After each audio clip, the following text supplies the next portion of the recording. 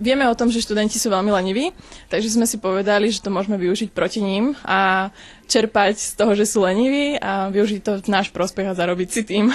Je to školský projekt na zimný semester z predmetu podnikanie malých podnikov. Ponúkame od umývania okien po celú kompletku, že upracujeme, poumývame dlášku, utreme prach, požehlíme, popereme. Väčšinu vecí, ktoré decka nestíhajú, vysypeme smeti alebo umieme riad. Áno, poskytujeme teda aj umývanie, čo sa týka kúpeľní alebo aj toaliet. Okrem nápadu, že budeme upratovať, sme mali aj iné nápady, ako napríklad rozdávať časopisy počas prednášok, keď sa študenti nudia, tak aby si mali čo prečítať za symbolickú hodnotu 50 centov.